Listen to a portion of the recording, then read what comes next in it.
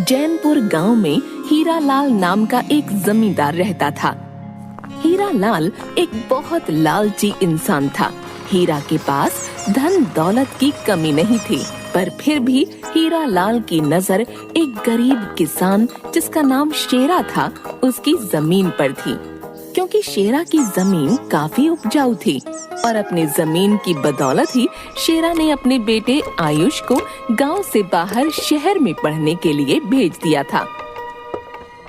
ऐसे ही एक दिन हीरालाल शेरा के पास आता है और उससे कहता है, शेरा, तुम अपने बेटे को शहर में पढ़ा रहे हो और खुद इतनी सी जमीन में खेती कर रहे हो। इतनी कम जमीन में खेती करने से भला तुम इतने पैसे कैसे जोड़ पाओगे? वो तो है मालिक, पर मैं कोई ना कोई इंतजाम कर लूंगा। अगर नहीं हो सका कोई इंतजाम तो लोन ले लूंगा, लेकिन अपने बेटे को बहुत बड़ा आदमी बनाऊंगा मालिक। अरे मेरे होते हुए तुम कहीं और जाकर या कुछ और इंतजाम करो, ऐसा हो सकता है क्या? मालिक मैं समझा नहीं, आप क्या कहना चाहते हैं?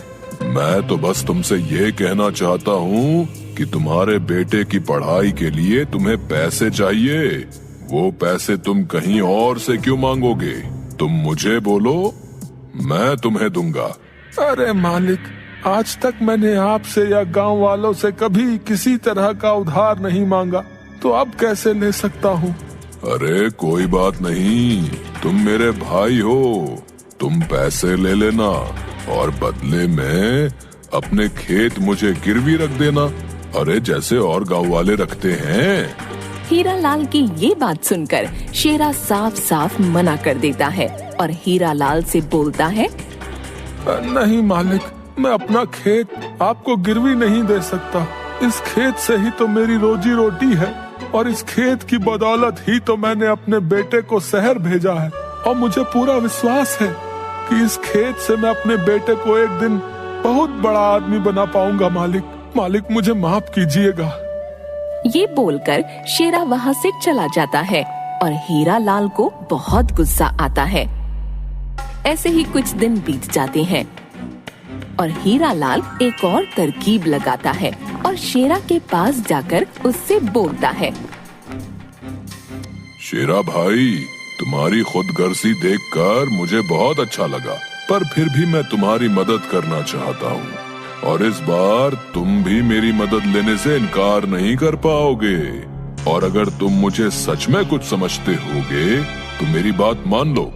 ठीक है मालिक, बताइए आप क्या बोलना चाहते हैं? शेरा भाई, तुम मुझसे पैसे मत लो और ना ही अपनी जमीन मुझे गिरवी दो। तुम एक काम करो, तुम मेरी जमीन जो सड़क के साइड है वो तुम्हारी जमीन से दोगुनी है। तुम एक काम करो, कुछ दिन उस पर खेती कर लो, उससे तुम्हें काफी मुनाफा होगा और उससे मिले पैसों से तुम अपने बेटे की पढ़ाई करवा सकोगे। बदले में जब तक मेरी जमीन तुम्हारे पास रहेगी तब तक तुम्हारी जमीन मेरे पास रहेगी। अब तो तुम्हें कोई ऐतराज नहीं होगा ना? शेरा ना चाहते हुए भी हीरालाल की बात मान लेता है और हीरालाल शेरा से कुछ पेपर्स पर अंगूठा लगवा लेता है। क्योंकि शेरा पढ़ा लिखा नहीं था, इसलिए वो इस बात से भी अनजान था कि उन पेपर्स पर क्या लिखा है। जिसके बाद हीरालाल बहुत खुश हो जाता है और शेरा की जमीन पर अपना कब्जा जमा लेता है। वहीं बेचारा शेरा कुछ दिनों बाद उस जमीन पर खेती करने के लिए जाता है। जब शेरा उस जमीन पर खेती करता है तब उसे पता चलता है कि वह जमीन एक बंजर है। जिसके बाद शेरा हीरालाल के पास आता है और उससे बोलता है, मालिक, आपकी जमीन मेरे किसी भी काम की नहीं है, क्योंकि आपकी जमीन बंजर है, इसलिए आप मुझे मेरी जमीन वापस कर दीजिए। शेरा, तुमने इन पेपर्स पर अंगूठा लगाया है जिस पर यह लिखा है कि अब तुम्हारी जमीन मेरी है और मेरी जमीन तुम्हारी। तुम्हारी सहमति से हमने जमीन बदली है, तो अब इस जमीन पर तुम्हारा कोई हक नहीं है। अब जाकर अपनी बंजर जमीन पर ही खेती करो।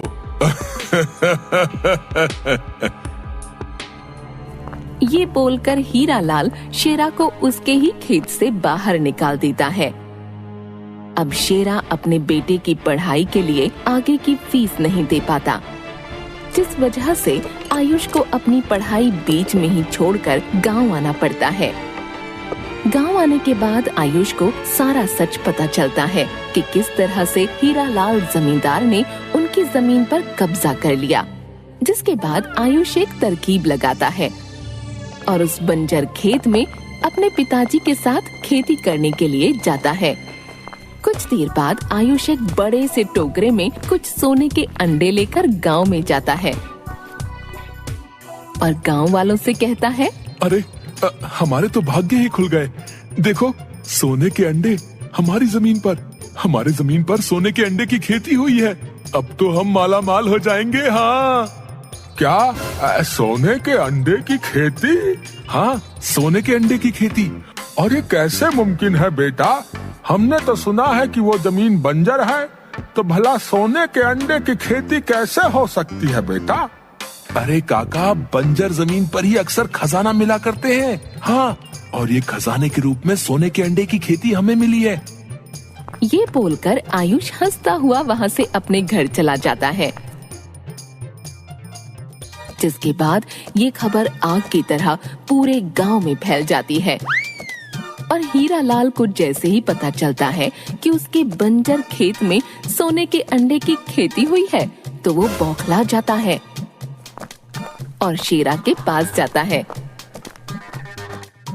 और उससे कहता है, शेरा, मुझे मेरी जमीन चाहिए। बहुत दिन हो गए, अब तुम अपनी जमीन अपने पास रखो।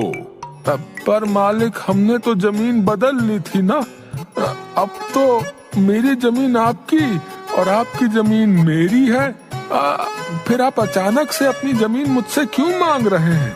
अरे मैंने कोई जमीन तुमसे नहीं बदली, समझे? और ये रहे वो पेपर्स। अब मुझे मेरी जमीन वापस करो। हीरालाल की सारी बातें सुनकर आयुष हीरालाल से बोलता है, आपको आपकी जमीन मिल जाएगी, पर मेरी एक शर्त है। शर्त? मुझे तुम्हारी सारी शर्त मंजूर है, बस मुझे मेरी जमीन दे दो।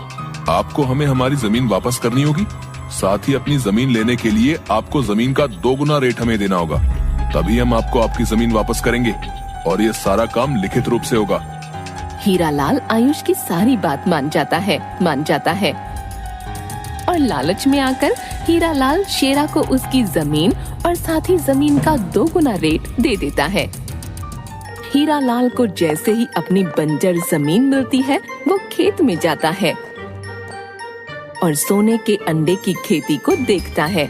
जैसे ही वो एक अंडा उठाता है, तो उसे पता चलता है कि वो एक नकली अंडा है, जिसके ऊपर पीले रंग का पेंट किया हुआ है। अरे ये क्या? ये सब तो नकली अंडे हैं। मुझे बेवकूफ बनाने के लिए इस पर पीला रंग किया हुआ है। अरे मैं तो लुट गया, बर्बाद हो गया। ये देखकर हीरालाल को अपनी चतुराई याद आती है और उसे पता चल जाता है कि शेर को एक न एक दिन सवा शेर जरूर मिलता है, जिसके बाद वो अपनी जमीन पर बैठकर नकली सोने के अंडों को हाथों में लेकर रोने लगता है।